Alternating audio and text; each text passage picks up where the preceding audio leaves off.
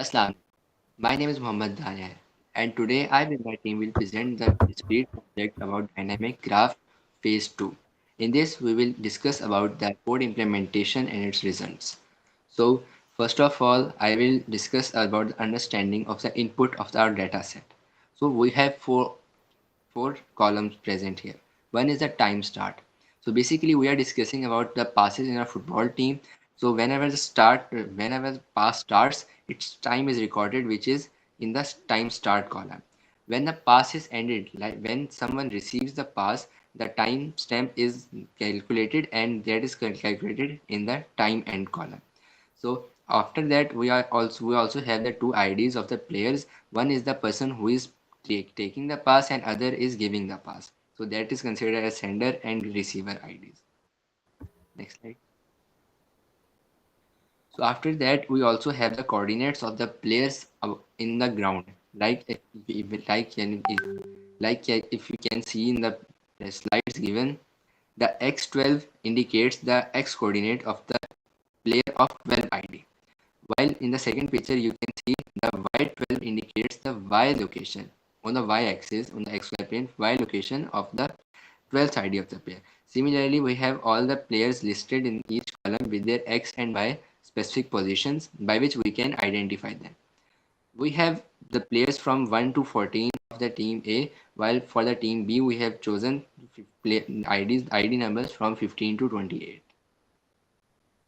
Next slide. So the representation which we have in the input files is that we have in this picture we have a player of index 2 passing towards the player of index 1.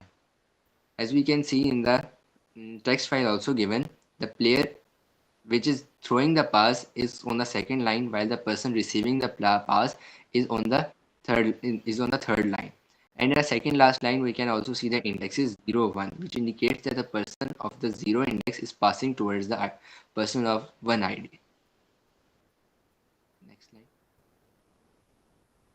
So how we segregated the passes into the matches. So we segregated the passes by in the text files by first adding the data in of the first match into the first file and next half in the second file. We have 28 files present here. Total we already have 14 matches. So in the first file we have the first half of the first match, and in the second file we have the second file of the first match. So we have each match divided into its half. So we have a total of 28 files. After that, we have the passes are considered with their connectivity. If you can see in the image which is at the bottom of the slide, the receiver ID is 7. So the next pass which we will cater is the line is at the fifth line, in which the sender is the one who is giving the pass. So we have to connect that if one person gives the pass to the second person, then the second person is supposed to pass to the next person. So the connectivity matters in this a lot. Next. So how we dealt with the edge cases? Like there is a possibility that a pass never happens. The next player comes and gives the tackles, or any other kind of edge case appears. So we have marked it as a separate isolated play. So we considered it as an edge case to deal that. So now my team members will present next slides. Now I would like to discuss the technique we adapted and the understanding of overrise code. So first of all, I would like to tell that the overrise code detects the dynamic subgraph isomorphism from the files we gave it as input. And there are two types of files, which is pattern graph and the target graph, which have the same format. In this case, we have two nodes, and each node is represents the player ID. And in the next line, we have the edges, number of edges, which shows that the node player 0 is passing the ball to the player 1, which is in this case the player A1 is passing the ball to the player A0. Then in its procedure, it runs the code and it detects the recurring patterns among the target graphs and pattern graphs, and then outputs the sequence of isomorphism patterns it finds in the files and shows the isomorphism among the graphs which is possible, and shows the number of solution as well as the time. So in the authorized code, it takes the input file of the target graph as with the name dgx, which is represented as dg1.txt, dg2.txt, and so on. And the pattern graph files as pgx in the format of pgx. So we created the files according to this format so that authorized code can easily read the name of the file and run it. Then next, I would like to discuss the demonstration of the code. So first of all, the raw data set is passed into the our written code in the form of CSV file. Then um, two types of TXT files are created in separate folders, which is target graph and pattern graph. The target graph is made from the CSV file, and the according to the distribution of matches, which Daniel already told, which is in the form of first half and second half, and total of 28 halves we have here, and the pattern of passes from one player to another are all sequences are written in the required format in all the files. And the pattern graph files are made from the Borges papers, which will be told to you soon in the next slides. Then here we have the input as the CSV file, which we use to create the target graph files. Here we have the number of vertices, then vertex details, which is player IDs, then number of edges, and then edge details, which is the passes from one player to another. Then in this way, the dynamic graphs are created to visualize player-to-player passing patterns, which is shown here, and the team strategies will be discussed soon. Then I would like to recall Abdullah Siddiqui to discuss the rest of the code. Now I will run my code.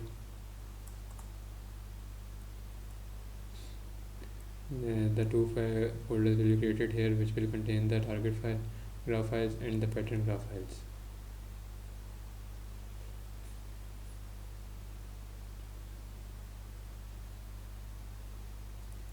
Which you can see here.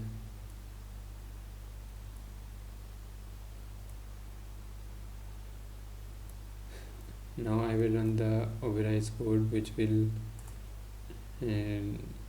run all the files, target files here and the pattern graph files here, and compare them and compare the pattern between them, and show the subgraph isomorphism pattern here.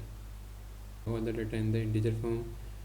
Then we have the parse function, which will open the file, discard the first line because it is the header line, and convert all the data into the integer and store it in the struct parse. Then we have the create graph file, which will push all the player data into the set players, and through mapping it will create adjacency list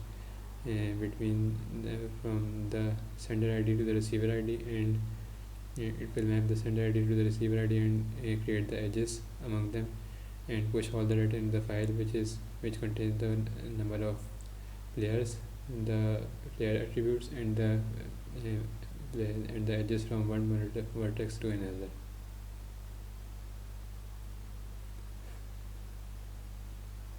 Then this function will divide the time interval into the number of matches, which in this case is 14, so 14 matches will be made, and the process matches function will sort all the data according to the time, and it will put the data of the passes according to the first half and second half, and it will create two files for each match, for the first half and the second half. and this graphlet is for the pattern graph file which will be created in this function, and this is will be done according to the Borges papers, so it can be compared to the graph files in the Obelisk code. That was all. Thank Okay, so the implementation of the code is basically how we are converting the input to our desired output. And for that, we are reading the input data set into the memory. And according to our need, we are extracting the key attributes, the attributes that are necessary for our desired output. For example, if we talk about the matches, it divided into logical groups based on the time and connectivity as discussed before by Daniel. Uh, Next slide. Okay, so in this, the dynamic graph construction is discussed at how we are going to give the data into our code.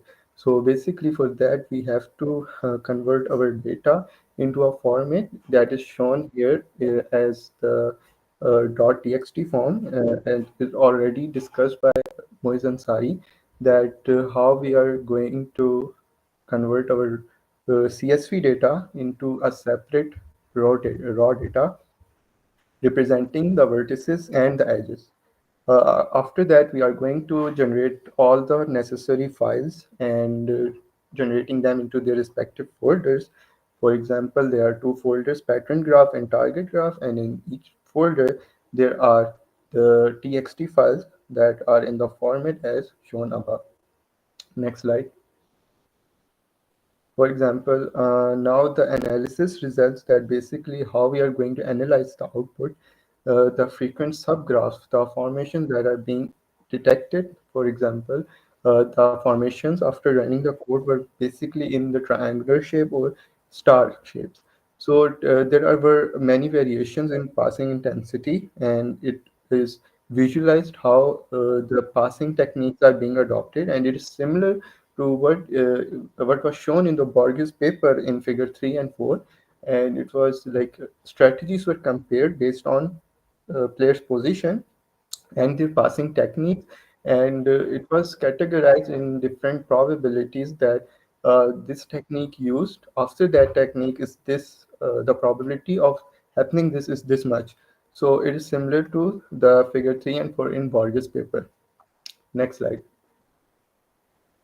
And after that, if we take a general overview of what how two teams perform, and what was the basic performance of both teams, the team A is basically performing more triangular passing structures in the midfield, while the team B relies on the long passes to break through defenses. Uh, After these visualization, what it helps is basically helps in understanding the both teams' tactical differences, that which tactics they apply at what certain time. Next slide, please. And after that, it is just shown how it is related to the Borges paper figure 4, as it was discussed in phase 1, that the probability of this technique being used after this technique is this much, as shown in the small blocks. The probability is basically lies between 0 and 1, and both the graphs are representing two different teams, Team A and Team B, and Argentina and Spain actually. So we can also visualize our code after giving this as input and getting the output, and after getting the output, we can visualize our team's performance, Team A and Team B performance in this format, and we can generalize the overall performance and tactical differences of both the teams. And that was our project. Thank you very much.